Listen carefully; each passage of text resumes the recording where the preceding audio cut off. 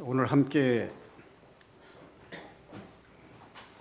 은혜를 나누고자 하는 말씀은 요한복음 1장 1절부터 18절까지 말씀입니다. 본문 내용이 좀 길기 때문에 제가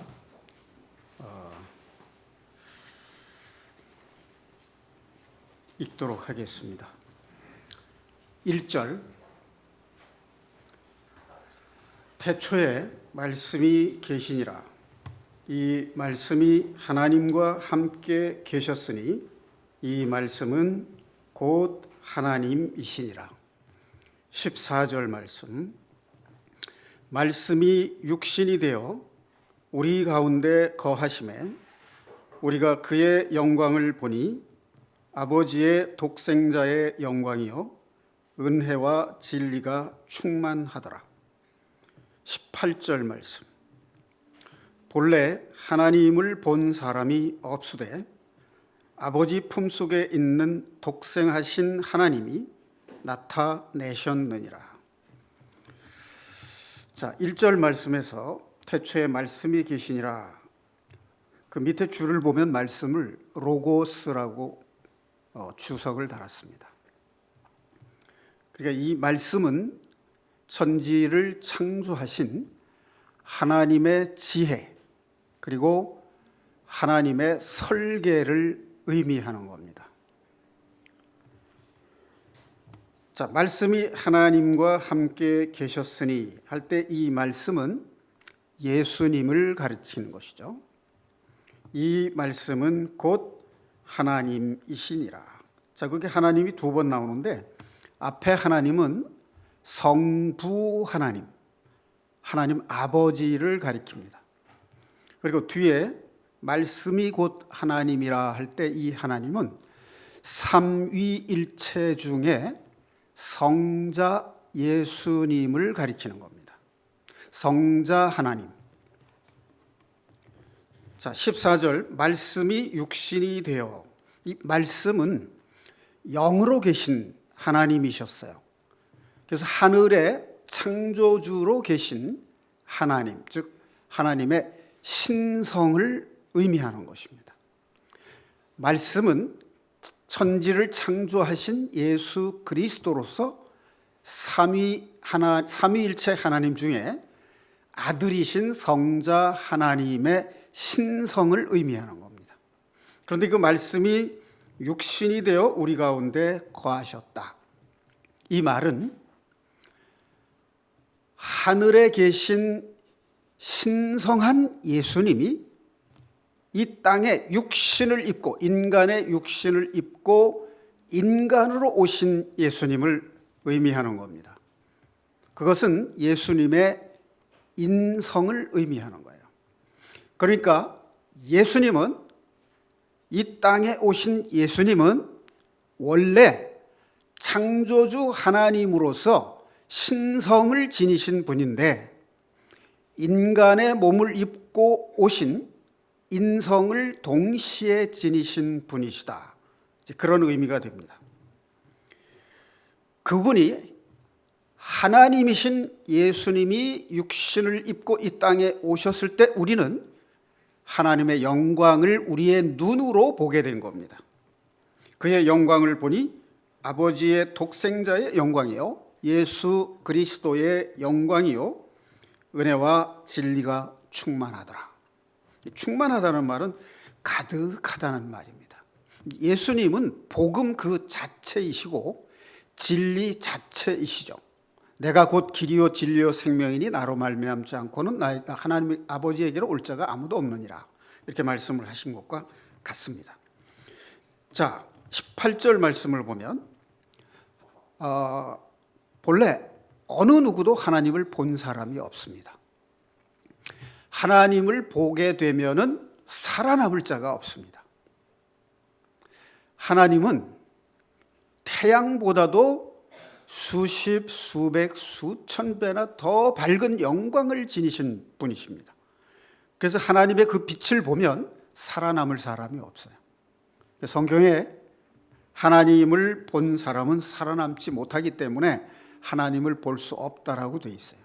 그런데 독생하신 예수님이, 하나님 아버지의 독생자이신 예수님이 이 땅에 오심으로 해서 하나님의 영광을 우리 가운데 나타내셨다 하는 겁니다. 이게 무슨 뜻이냐? 아마 여러분들이 굉장히 아름답고 신비하기까지 한 선녀와 같은 여성을 한번 우리가 눈으로 봤다고 한번 가정을 해봅시다. 이 세상에 태어나서 한 번도 보지 못한 신비하기만큼 아름답고 깨끗한 여성을 봤다. 그 아름다운 선녀와도 같은 여자를 보는 순간 자신은 어떤 생각이 들겠습니까? 나는 상대적으로 나의 깨끗하지 못함, 아름답지 못한 것을 깨닫게 됩니다. 비로소 착한 사람 앞에 나서면요, 내가 마음속에 악이 있다는 것을 깨닫게 되는 거예요.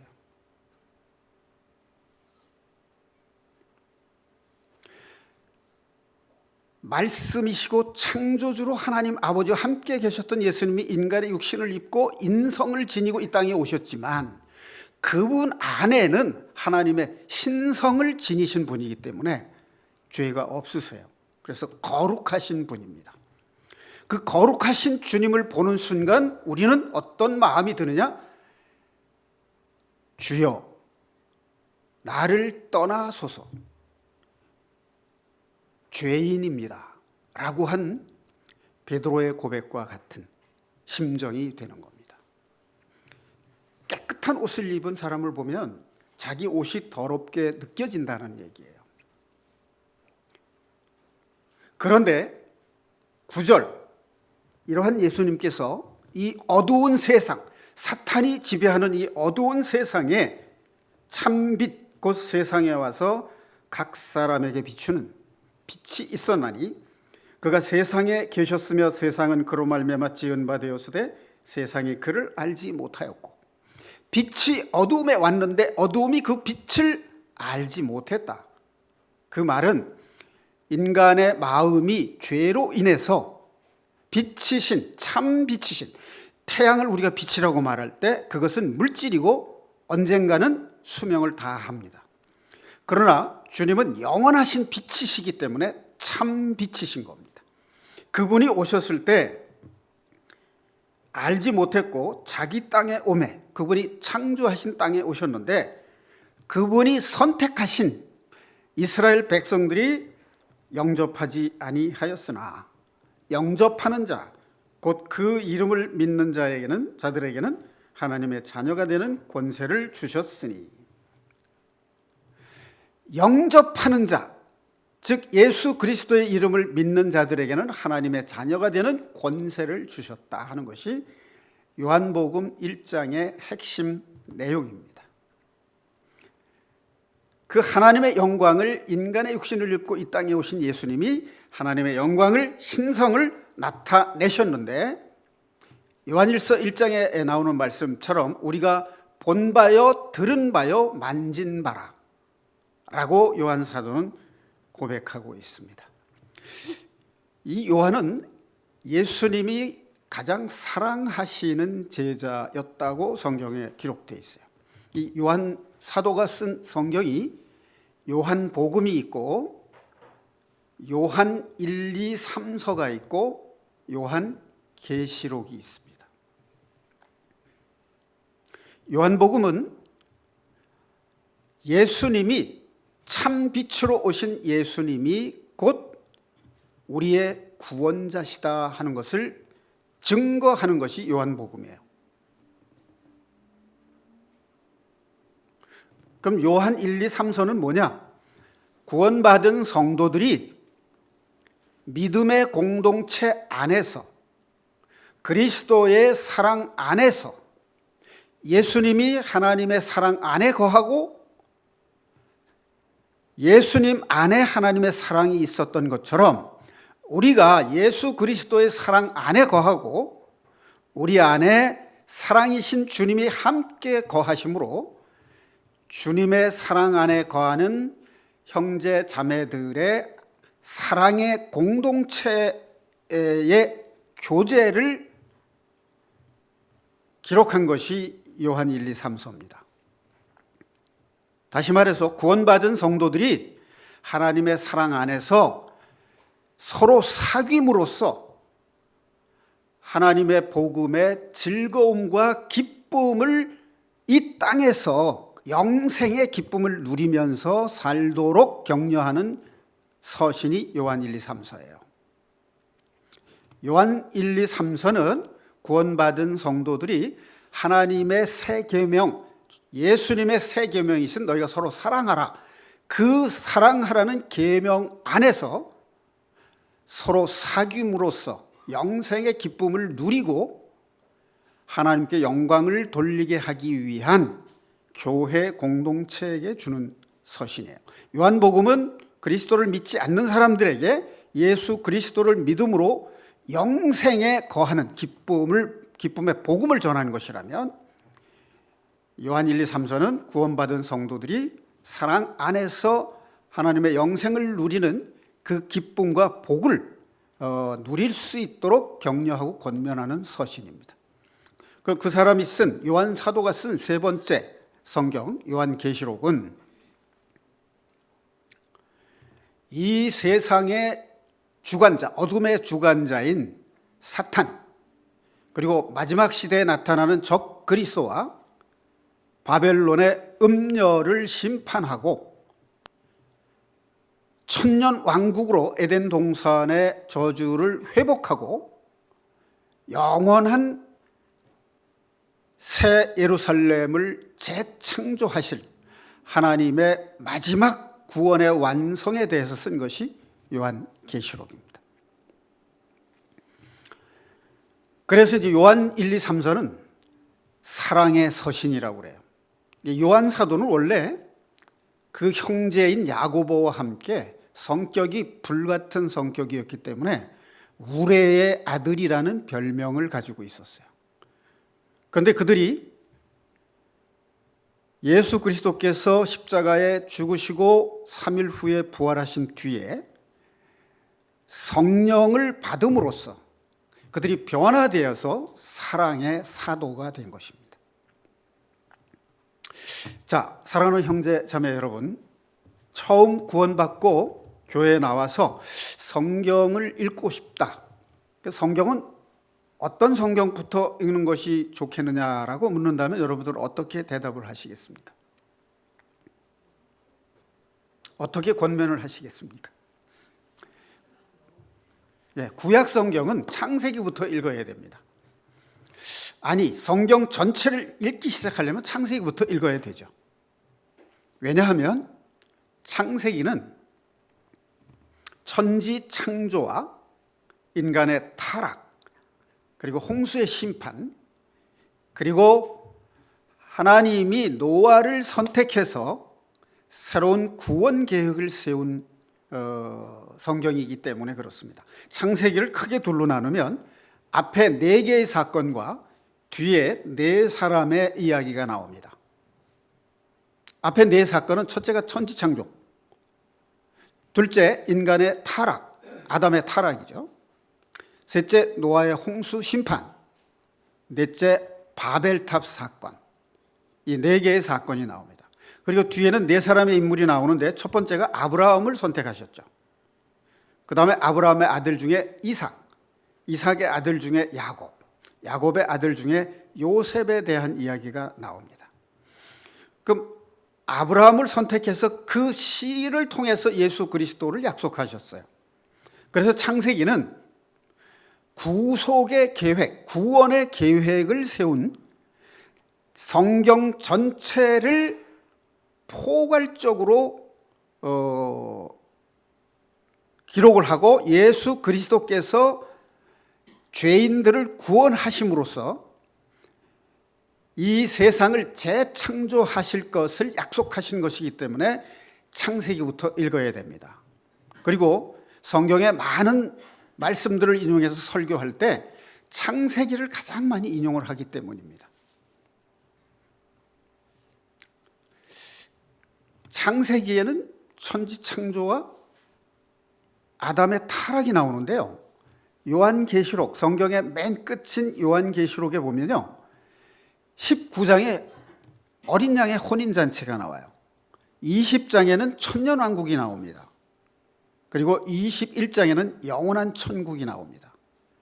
다시 말해서 20장에 나오는 천년왕국은 에덴 동산의 저주가 회복된다는 것을 말하는 것이고, 21장의 새 예루살렘, 그것은 영원한 천국을 창조하신다는 계획을 말씀하신 거예요.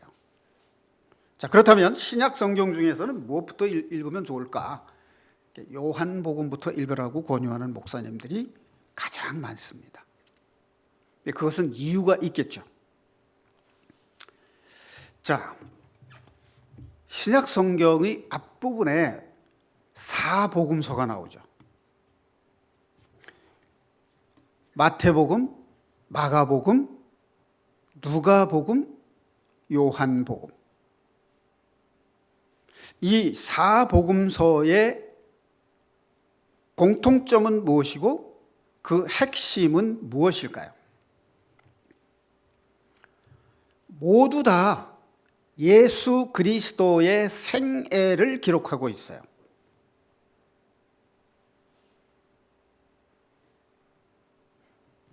그런데 핵심 주제는 뭐냐?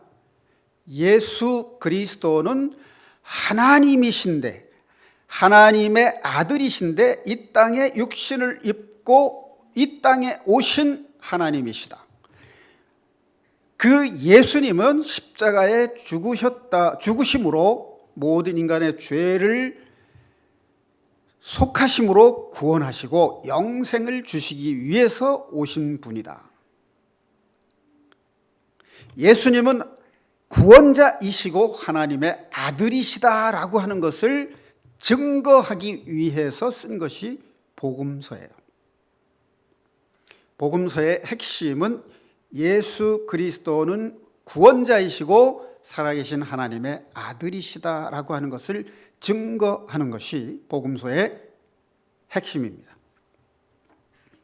자, 그렇다면 왜 하나님께서는 이렇게 복음서를 한 권으로 쓰시지 않고 왜 4권의 복음서를 쓰게 하셨을까 하는 거죠. 역사적 사건이나 우리가 현재 살고 있는 이 현실을 이해하기 위해서는 한 가지 측면에서만 보면은 온전히 이해하기가 어렵습니다. 그래서 우리나라의 현실을 이해할 때 4가지 측면에서 보통 보게 됩니다. 예를 들면 첫 번째는 진영이라는 입장에서 우리나라의 현실을 봐요. 진영이라는 말은 뭐냐면 보수 진영과 진보 진영. 다른 말로 하면 이제 우파와 좌파라고도 이렇게 말을 하죠. 자, 그다음에 두 번째는 어떤 입장에서 또 우리나라의 현실을 봐야 되냐면 세대 간의 입장에서 봐야 돼요. 즉 기성세대와 신세대. 그다음에 세 번째는 계층 면에서 봐야 돼요. 기득권층과 소외계층이라는 측면에서 우리나라 현실을 들여다봐야 됩니다. 그다음에 네 번째는 지역적 측면에서 볼 필요가 있어요. 즉 호남 지역 사람들이 우리나라 현실을 보는 견해와 영남 지역 사람들이 우리나라 견해를 보는 견해가 있습니다. 이러한 입장 차이를 어떻게 그 갈등을 균형 있게 조화시킬 것이냐 하는 것을 구하는 것이 지혜고, 그 갈등을 어떻게 조화를 시킬 수 있느냐 하는 지혜를 가지고 용기를 가지고 그 일을 하는 사람을 우리가 대한민국의 지도자로 선택할 필요가 있습니다. 자, 마태, 마가, 누가, 요한복음을 이러한 측면에서 한번 설명을 해본다면요.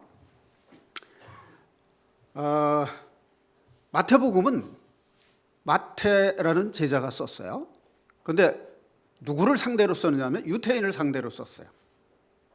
유대인들에게 예수 그리스도는 메시아, 즉 왕으로 오신 예수님입니다. 그래서 마태복음은 유대인들에게 예수 그리스도는 메시아, 이 땅을 통치하실 왕으로 오신 분이다라고 하는 것을 쓴 것이 마태복음이에요. 그다음 마가복음은 그때 당시가 로마 제국의 지배하에 있었죠. 로마 황제는 온 세상을 강권적으로 지배하는 왕이지만 입으로는 팍스 로마나 평화를 주장하지만 실제로는 로마 황제는 군대 힘으로 이웃 나라들을 장악을 하고 있었죠. 그래서 그들에게, 로마인들에게 이 마가는 예수님은 강압적으로 통치하시는 분이 아니라 섬기러 오신 분이다 라고 기록을 한 거예요. 여호와의 종으로 오신 예수님의 모습. 그래서 마가복음을 송아지 복음이라고도 합니다. 소는 헌신적이죠. 희생적이고. 자, 그다음에 이제 누가복음은 당시 헬레니즘 문화에 영향을 받던 헬라 문화권에 있는 사람들에게 예수님이 인간이신 예수님의 모습을 전하게 된 거예요. 그래서 누가복음에만, 사복음서 중에 누가복음에만 예수님이 어린 아기로 태어난 이야기가 기록되어 있어요.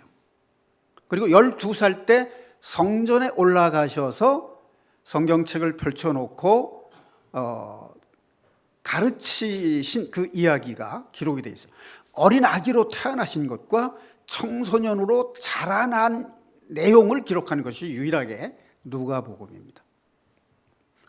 그리고 요한복음은, 그러니까 누가복음이 예수님의 인성이라는 측면에서 사람들에게, 헬레니즘 문화권에 있는 사람들에게 쓴 책이라면, 복음서라면, 요한복음은 믿지 않는 이방인들 그리고 유태인의 후손들에게 이 복음을 전하기 위해서 쓴 것입니다. 자, 이것과 유사하게 특성이 상통하는 내용이 있어요. 요한계시록 4장 7절을 보면 이런 말씀이 나와 있어요. 요한계시록 4장 7절 제가 읽겠습니다. 6절부터 보면 보좌 앞에 수정과 같은 유리바다가 있고 보좌 가운데와 보좌 주위에 네 생물이 있는데 앞뒤에 눈들이 가득하더라. 그 첫째 생물은 사자 같고 둘째 생물은 송아지 같고 셋째 생물은 얼굴이 사람 같고 넷째 생물은 날아가는 독수리 같은데, 이 말이 나와요. 즉 하늘 보좌에 예수 그리스도께서 영광의 보좌에 앉으셨는데 네 천사가 주위에 둘러서 있었어요. 그런데 그 네 천사를 네 생물로 비유를 합니다. 그런데 그 네 생물이 뭐냐면 첫째는 사자 같고 둘째 송아지 같고 셋째 얼굴이 사람 같고 네 번째는 날아가는 독수리 같았다라고 되어 있어요. 이 사자는 동물의 왕이잖아요. 그래서 마태복음과 같은 왕의 복음이에요. 마태복음이 메시아, 왕으로, 통치자, 왕으로 오시는 예수님을 유대인들에게 전한 복음이라고 그랬잖아요. 그래서 동물의 왕인 사자 복음이라고 할 수 있어요, 마태복음은. 자, 그 다음에 여기 소가 나오죠. 송아지가 나오죠. 이 소는 주인을 위해서 평생 노동을 하고 나중에는 자기의 몸을 들이고 가죽까지도 주는 희생적인 동물입니다. 이것은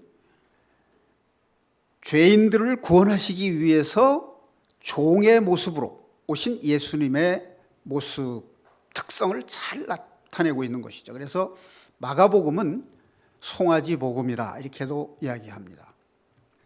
그러니까 누가복음은 사람의 얼굴 같다. 그래서 이제 예수님의 인성이라는 측면을 강조한 것이에요.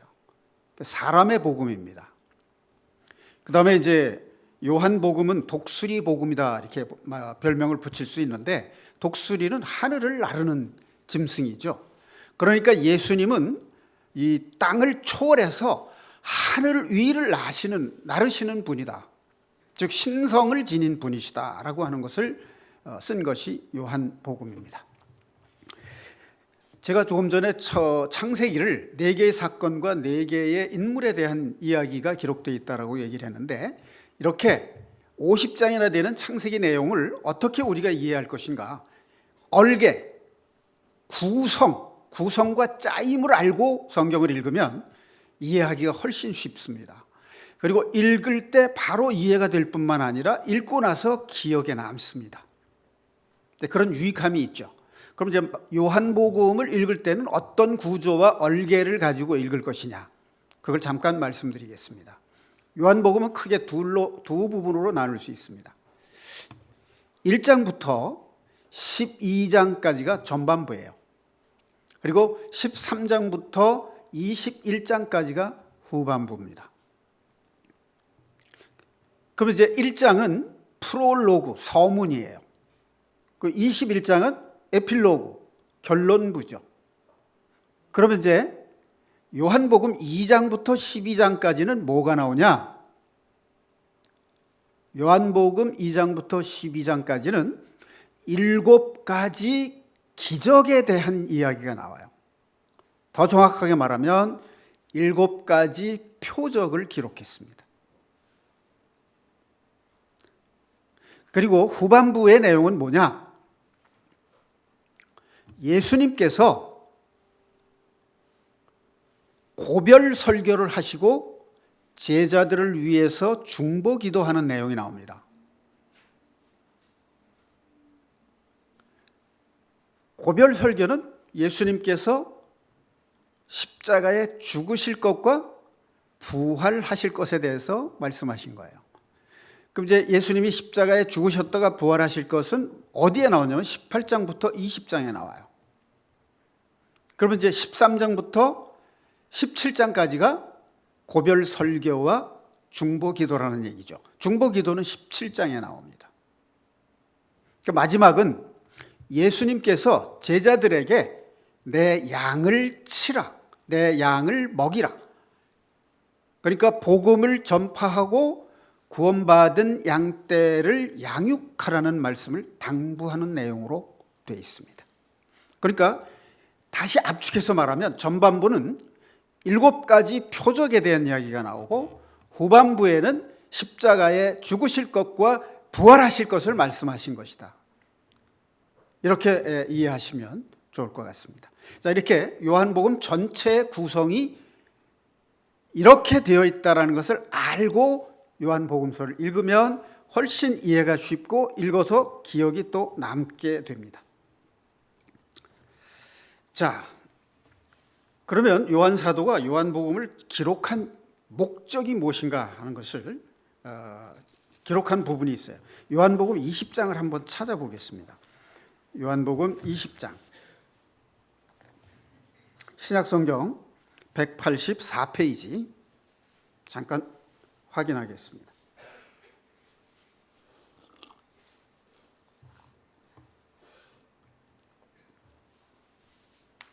자, 거기 보면 30절, 31절을 한번 보겠습니다. 예수께서 제자들 앞에서 이 책에 기록되지 아니한 다른 표적도 많이 행하셨으나 오직 이것을 기록함은, 이 7가지 표적만을 기록하는 것은 너희로 예수께서 하나님의 아들 그리스도이심을 믿게 하려 함이요. 자, 첫 번째가 하나님의 아들 예수 그리스도를 믿게 하기 위해서 이것을 썼다. 두 번째, 또 너희로 믿고 그 이름을 힘입어 생명을 얻게 하려 함이라. 믿고 생명을 얻게 하기 위해서 이 복음서를 썼다. 이렇게 되어 있습니다. 여기서 생명이라는 말은 영생이라는 말과 같습니다. 자, 참 빛이다. 이 태양빛이 없으면 지구상에 동식물들이 살 수가 없어요. 그러니까 태양 에너지가 생명의 근원이라고 말할 수 있습니다. 그럼 인간 생명은 육신이 아니라 그 육신 속에 살고 있는 영혼이죠. 그 영혼의 생명은 근원이 뭐냐? 참 빛이신 예수님이 생명의 근원이시다 하는 겁니다. 그럼 생명은 예수님이 우리의 생명의 근원이세요. 그럼 영생을 얻었다, 그 말은 뭐냐? 자, 영생이라는 말에는 두 가지 의미가 있습니다. 첫 번째는 영원한 생명이라는 뜻이 있어요. 즉 eternal life라는 뜻입니다. 두 번째는 하나님과 함께 사는 것을 의미합니다. 영원히 산다는 것은 필요 조건에 해당이 돼요. 그런데 하나님과 예수님과 함께 산다는 것은 충분 조건에 해당합니다.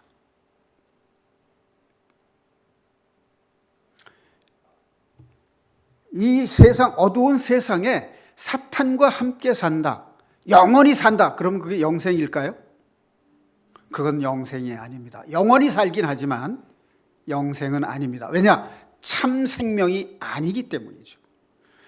그럼 영생의 두 번째 의미, 그게 본질적 의미인데 그것이 하나님과 함께 사는 것이라고 했는데 그 이유는 하나님이 참 생명이시기 때문에 그렇습니다. 그리고 하나님은 영원하신 분입니다. 그분과 함께 산다면 우리도 영원히 사는 것이죠.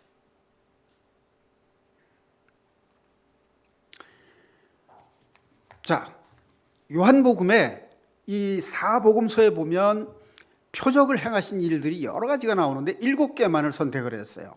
그 이유가 무엇일까 하는 거죠.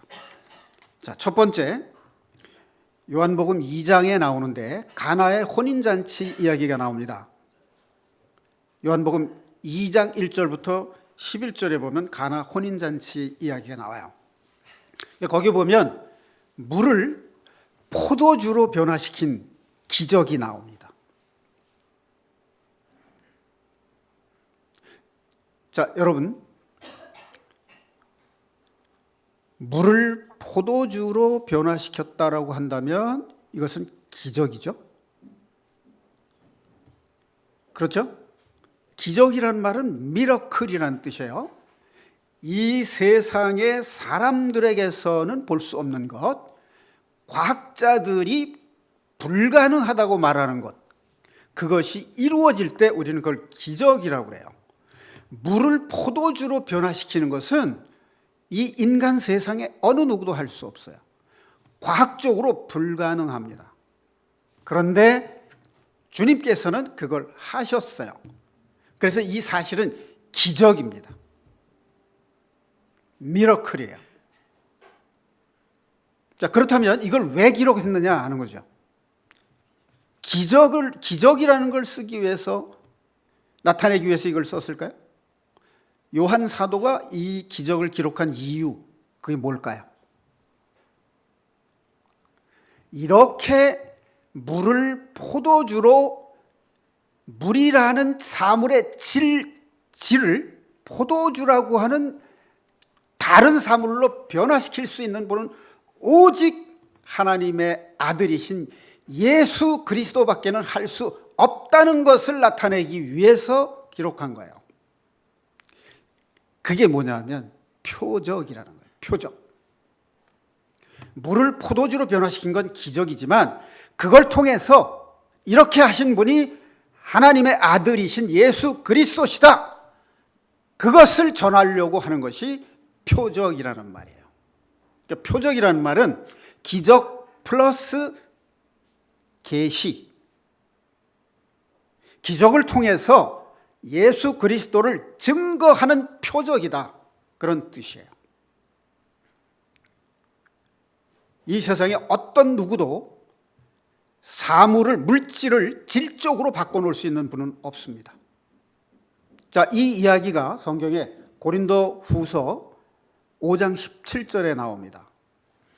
그리스도 예수 안에 있으면 누구든지 새로운 피조물이다.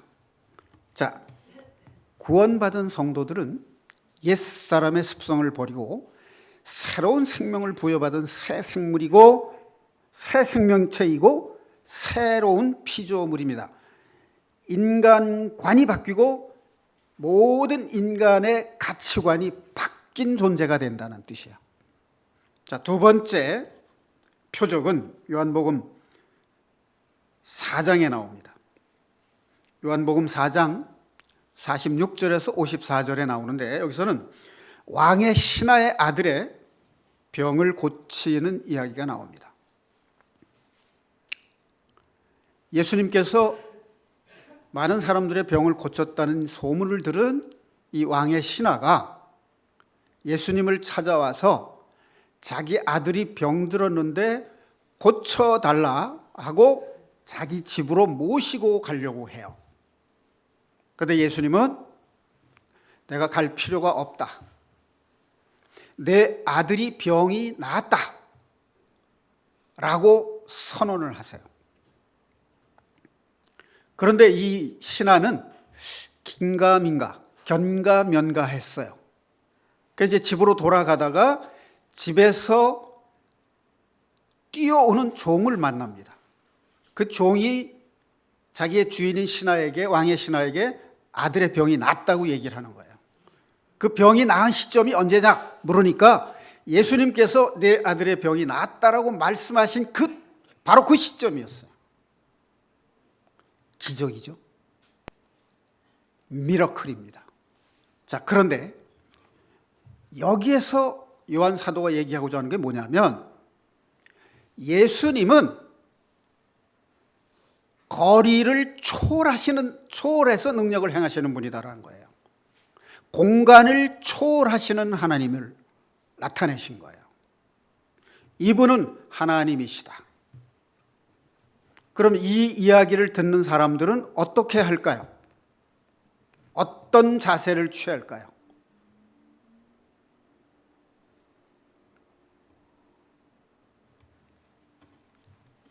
자, 그 이야기를 조금 이따가 제가 다시 하겠습니다. 자, 세 번째 표적은 요한복음 5장입니다. 5장 1절부터 9절까지 말씀에 나옵니다. 여기서는 38년 된 안전뱅이를 고치는 이야기가 나옵니다. 이 38년이라는 기간은 무엇을 의미하는 기간일까요? 자, 이스라엘 사람들은 40년을 한 세대로 봅니다. 그리고 여러분 아시다시피 이스라엘을 애굽에서 구원하셔서 가나안 땅에 들어갈 때까지 기간이 40년이에요. 그래서 그걸 광야 40년이라고 합니다. 그런데 실제로 이스라엘 백성들이 광야에서 방황했던 기간은 38년입니다. 시내산 밑에서, 호렙산 밑에서 모세가 십계명을 받아가지고 내려와서 이스라엘 백성들을 계수해가지고 진행할 때까지 기간이 있죠. 그게 1년 3개월인가 그래요. 그리고 가나안 땅을 향해서 이스라엘 변경까지 갑니다. 거기서 각 지파에서 대표자 한 사람씩을 보내서 정탐꾼을 보내는 이야기가 나오죠. 거기서 여호수아와 갈렙 이외에 10명은 우리는 그들에 비하면 메뚜기와 같다. 그들은 거인들이다. 우리가 거기 들어가면 밥이다. 그들의 밥이다. 그래서 돌아가야 된다. 애굽으로 돌아가야 된다라고 얘기를 했죠. 그래서 많은 백성들이 불만을 품고 모세에게 항거하는, 대드는 그런 사태가 벌어지는데, 여호수아와 갈렙이 젖과 꿀이 흐르는 땅이다 라고 말하고 하나님이 우리에게 주신 땅이기 때문에 그들은 우리의 밥이다 라고 믿음으로, 하나님의 약속의 말씀을 믿음으로 그곳에 들어갈 것을 주장합니다. 이때 이 40일 동안이라고 하는 기간을 하루를 1년으로 계산해서 하나님께서 이스라엘 백성을 40년 동안 광야에서 연단을 하십니다. 그런데 실제로 가네스 바데아에서 요단강 건너편 세렛 시내까지 가는 기간이 38년이에요. 그러니까 이 기간은 우리의 인생 일생이라고 봐도 과언이 아니죠. 그 기간 동안 안전방위로 살았어요. 여러분, 10년 동안 같은 병을 앓고 있다 그러면 아마 대부분 낙심하고 병을 고치기를 포기할 가능성이 많죠. 그럼 38년 된 병자의 마음은 어떨까요? 나는 이제 내 병은 더 이상 고칠 수가 없다라고 생각을 하겠죠. 그런데 예수님께서 내가 낫고자 하느냐라고 물으셨어요. 그 말을 듣는 순간 이 38년 된 안진방이의 마음속에 어떤 생각이 들었을까요? 아, 낫고 싶다.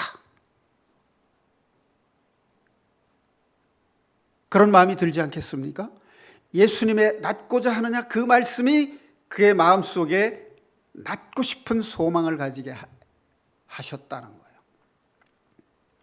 일어나 걸어가라 라고 말씀하셨을 때 그의 마음속의 소망이 일어나 걸음으로써 그것이 현실로 이루어지게 됩니다. 여러분, 38년 된 이 병을 고쳤다는 것은요, 뭘 의미하느냐? 시간을 초월하시는 권능을 지니신 분이라는 하나님이시라는 것을 나타내는 거예요.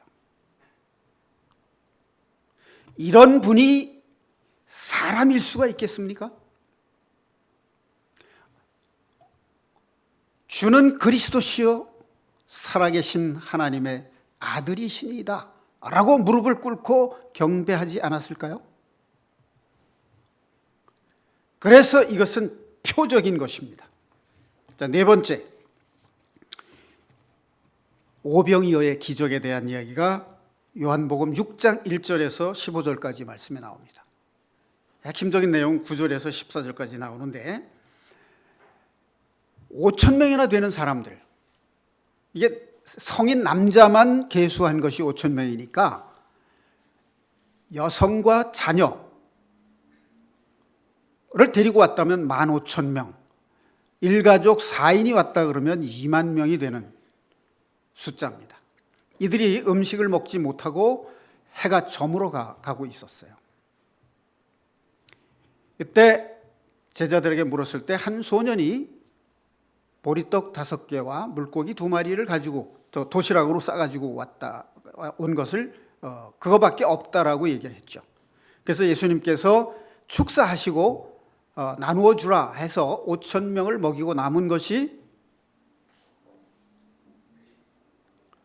부스러기를도 남기지 않고 다 모은 것이 12광주리. 사병이어의 기록에서는 7광주리가 남았다고 되어 있어요. 12이라는 숫자는 유태인과 관련이 있는 숫자고요. 7이라는 숫자는 이방인과 관련이 있는 숫자입니다. 자, 어찌됐든 예수님께서는 수많은 사람들을 먹여 살리신 분이에요. 물을 포도주로 바꾼 것이 질을 바꾼 것이라면 오병이어의 기적은 양을 초월하신 표적을 행하신 거예요. 이 세상에 어떤 어려움, 얼마나 많은 문제가 있다 하더라도 그 해답은 오직 예수 한 분뿐이시다 하는 것을 나타내는 것이 이 표적입니다. 오병이어의 표적이에요. 하늘나라에서는 이 오병이어의 기적 같은 것이 어쩌다 일어나는 것이 아니라 늘 있는 일입니다. 자, 5번째 표적은요, 파도와 바람을 잠잠케 하신 사건이에요. 제자들이 배를 타고 건너가는데 파도가 일었죠. 예수님이 물 위로 걸어오셨어요. 그 예수님을 바라볼 때 제자들이 두려워하니까 나다, 두려워하지 말아라 라고 하자 편안해지고 잠잠해져서 그 안에 육지로 걸어 올라가셨어요. 자, 사랑하는 형제 자매 여러분, 이 자연 현상을 창조하신 분이 누구신가요? 예수님이죠. 태초에 말씀으로 하나님과 함께 계셨고 이 세상에 지으신 모든 것이 그가 없이는 된 것이 하나도 없다라고 되어 있어요. 바람을 지으신 이도 예수님이시고 파도를 일으키시는 분도 예수님이세요. 그 파도와 바람을 꾸짖으시고 잠잠케 하실 수 있는 분은 하나님 예수 그리스도 밖에는 안 계시는 겁니다. 자, 그때 그 배 안에 있던 사람들이 엎드려 예수님께 절을 했다고 되어 있습니다. 자, 엎드려 절하는 것이 우리나라 사람들이 설날에 어른에게 절하는 것과 같은 것일까요? 여기서 절한다는 것은 어떤 의미를 말하는 것일 것 같아요? 당신은, 선생님은, 주는 그리스도시요 살아계신 하나님의 아들이시니다라는 고백을 한 거예요. 이것은 주는 그리스도시요 하나님의 아들이시니다라고 하는 것은 경배하는 것을 말하는 거예요. 우리 마음속에 이러한 기적을 행하신 예수님은 우리의 구원자이시오 하나님이시다 하는 것을 깨달을 때 우리가 그 위대하시고 거룩하신 예수님 앞에 무릎 꿇고 경배하는 그 믿음이 있게 된다는 것을 의미하는 것입니다. 마지막으로 여섯 번째, 자, 같은 이 파도와 바람에 대한 이야기가 마태복음 14장 33절에 나옵니다. 마태복음 14장 33절에 나오는데 거기에는 뭐라고 되냐면 배에 있는 사람들이 예수께 절하며 이르되 진실로 하나님의 아들이로소이다 라고 고백을 해요. 그래서 이때 절하는 것은 경배하는 것을 말하는 거예요. 서두에 제가 이런 말씀을 드렸죠. 아주 아름다운 사람을 만났을 때 그 앞에서 우리는 자신의 누추함을 느끼게 된다. 거룩하신 분을 만났을 때 그 앞에선 우리는 죄인임을 깨닫게 된다. 베드로가 밤새도록 그물을 던졌는데 고기를 잡지 못했죠. 예수님이 깊은 데로 가서 그물을 내려 고기를 잡으라 했는데 그물이 찢어질 정도로 고기가 잡혔어요. 그때 베드로가 그분을 보고 어떻게 느꼈느냐? 주여 나를 떠나소서 죄인입니다 라고 고백한 거예요. 예수 그리스도를 그리스도시요 하나님의 아들이시다라고 하는 것을 보고 느끼는 순간 그 표적을, 기적을 행하신 그분을 보고 하나님의 아들이시요 구세주라고 하는 표적을 깨달았을 때 우리는 죄인임을 자각하게 되는 거예요. 그래서 무릎 꿇고 경배하게 되는 것입니다. 그분이 창조주시라는 생각을 하게 되면 우리는 보잘것없는 피조물이라고 하는 것을 인정할 수밖에 없는 거예요. 우리 마음속에 예수 그리스도는 하나님의 아들이심을 믿어야 돼요. 그래야 우리가 피조물인 것과 우리는 죄인인 것을 인정하고 고백하게 되는 것입니다. 자, 그 다음에 여섯 번째 기적은 뭐냐면 나면서 맹인된 자. 제자들이 이렇게 묻습니다. 저 사람이 맹인이 된 것이 자기의 죄 때문이냐 부모의 죄 때문이냐 이렇게 묻습니다. 이게 뭐냐면 운명적인 인과론이라고 그래요. 이거를. 그러니까 맹인이 된 것이 까닭 없이 된 것이 아니라 죄를 지었기 때문에 그렇게 된 거 아니냐. 이게 원인이 있기 때문에 결과가 있다. 이걸 인과론이라고 그래요. 그런데 죄가 원인이 돼서 맹인이 됐다. 이게 모든 인간들의 보편적 인식이에요. 본인 죄가 아니면 부모의 죄겠지 이렇게 생각하는 거죠. 그런데 예수님이 뭐라고 말씀을 하시냐면 하나님의 일을 나타내기 위해서 맹인이 됐다 이렇게 말씀을 하세요. 자, 맹인이 된 사람들은 그것이 자기의 운명이라고 생각을 해요. 본인도 모르게 내가 무슨 죄가 있기에 이렇게 됐을까라고 탄식을 합니다.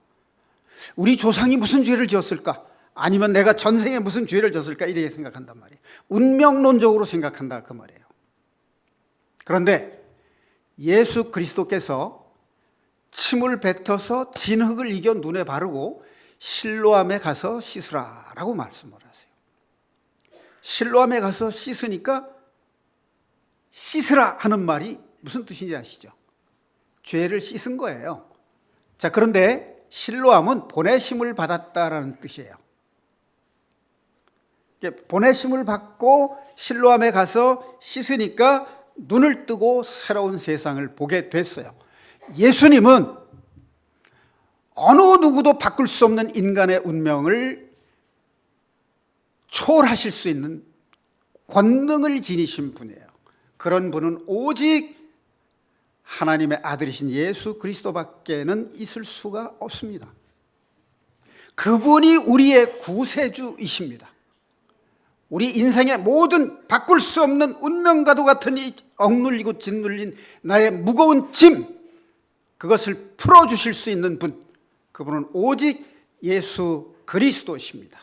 그분을 믿는 것이 우리의 믿음이고 그분 안에서 우리는 그분과 함께 사는 영생의 기쁨을 누릴 수 있게 복을 허락하신 것입니다. 자, 마지막으로 7번째, 죽은 나사로를 살린 이야기가 나옵니다. 마르다와 마리아의 오라버니 나사로.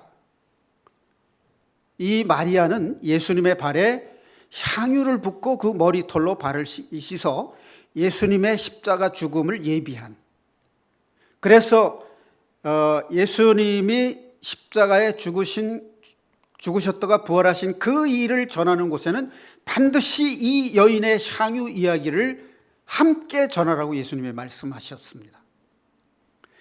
그 오라버니인 나사로는 예수님이 사랑하시는 자였어요.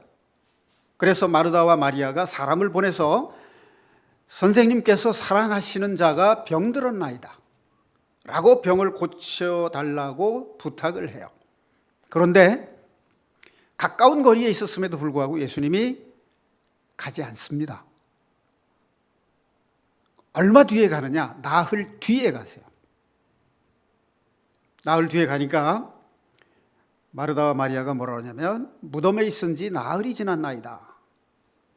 나흘 지났으면 실제로 어떤 현상이 일어나냐면 부패 현상이 일어나요.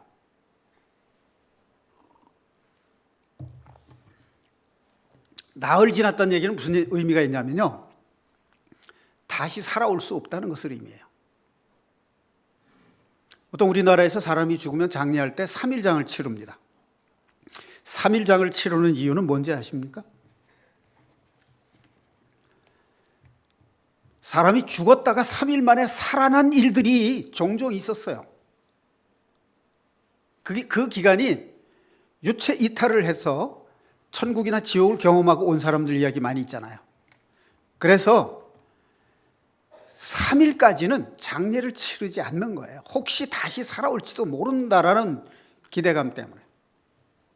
그리고 또 하나 우리가 알아야 될 것은 의식을 잃고 누워있는 사람도 귀는 열려서 다 들을 수 있다라고 하는 사실입니다. 그러니까 의식을 잃고 누워있는 분 앞에서 해서는 안 되는 말을 하면 안 됩니다. 주의해야 되죠. 자, 그래서 나흘 만에 가셨어요. 가니까 이미 나흘에서 시체에서 냄새가 난다고 그랬어요. 예수님이 뭐라고 그러냐면 잠들었다 이렇게 말해요. 제자들이 이제 들어오려고 하니까 죽었다라고 말씀을 하세요. 그리고 요한복음 11장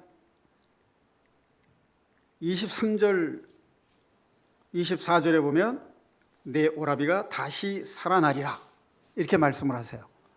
그러니까 마르다가 뭐라고 하냐면 마지막 날 부활 때에는 그렇게 되리라고 믿습니다 이렇게 대답을 해요. 그러니까 예수님이 25절 26절 27절에 보면 나는 부활이요 생명이니 나를 믿는 자는 죽어도 살겠고 무릇 살아서 나를 믿는 자는 영원히 죽지 아니하리라. 이것을 내가 믿느냐 이렇게 말해요. 27절에 마르다와 마리아의 신앙 고백이 나옵니다. 자, 이것은 베드로의 신앙 고백과 똑같은 고백이 나옵니다. 이르되 주여 그러하외다 주는 그리스도시요 세상에 오시는 하나님의 아들이신 줄 내가 믿나이다 라고 고백을 해요. 그리고 뚝 띄어서 43절에 보면 예수님께서 나사로야 나오너라 라고 선언을 하십니다.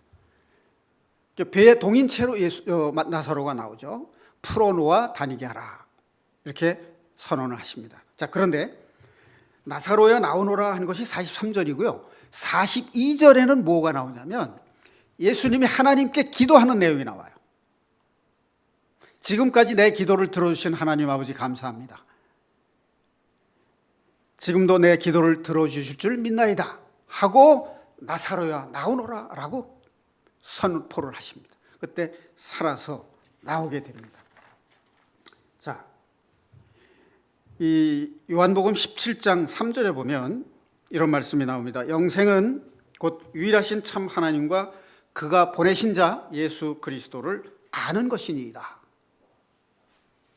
영생은 곧 유일하신 참 하나님과 그가 보내신 자 예수 그리스도를 아는 것이니이다. 자, 여기서 아는 것이라는 말은 영어의 know의 뜻이 아니에요.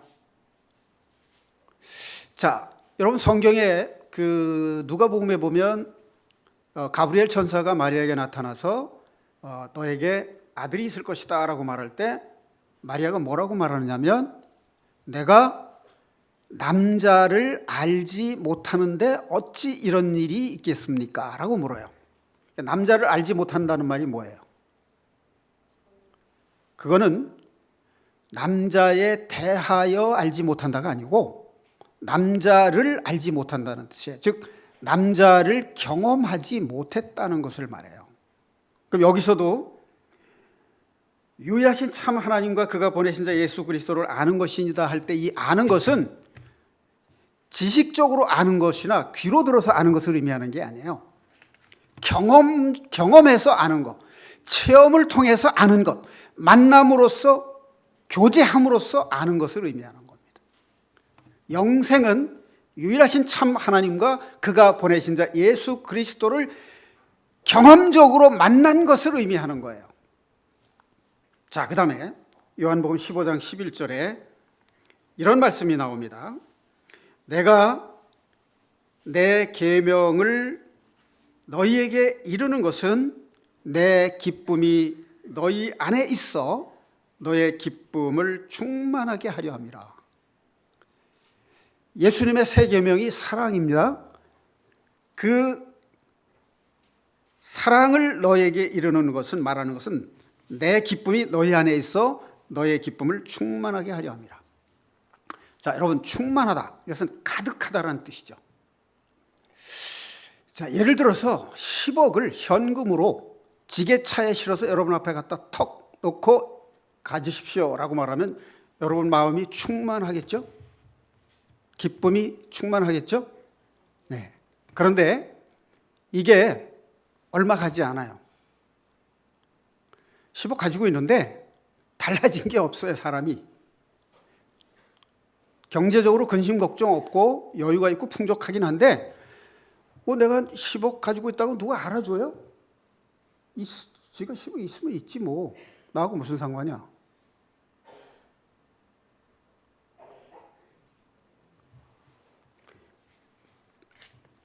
이것은 한계가 있다는 거죠. 시간적 공간적 제약이 있다는 뜻이에요. 그리고 다른 사람들이 알아주지 않아요. 그런데 예수님의 사랑이 우리 안에 가득하다면 그 기쁨이 어떻겠습니까? 내가 남몰래 짝사랑하던 사람이 있어요. 한 3년 동안을 혼자서 짝사랑했다고 가정합시다. 그런데 어느 날 그 사람이 나도 전부터 너를 사랑하고 있었다라고 말하면 어떻겠습니까? 기분이, 마음의 기쁨이 충만하겠죠. 그것은 그 사람이 사라지기 전까지 항상 있는 충만함입니다. 그것이 우리가 죄인 되었을 때 우리를 먼저 사랑하신 예수님의 사랑이 우리 안에 충만하고, 그 예수님이 하나님 안에 충만한 그 사랑 안에 거하셨던 것처럼 우리 안에 예수님의 사랑이 충만하신 그 기쁨을 누리는 것이 바로 영생의 삶입니다. 그러니까 영생은 죄를 용서받고 구원받은 사람의 이미 얻은 그 영생은 우리 안에 있는 그리스도의 사랑의 기쁨, 그것을 경험하는 삶이에요.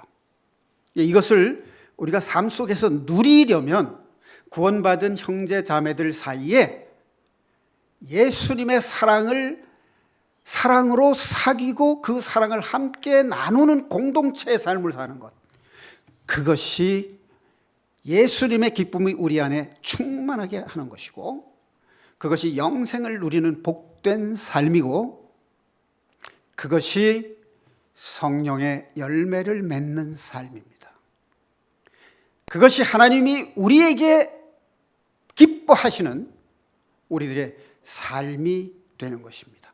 이 사랑의 교제와 삶을 통해서 하나님의 사랑이 자연스럽게 이웃으로 확산되어 가게 하는 것, 그것이 하나님께서 원하시는 복음 전파의 방법입니다. 기도하시겠습니다.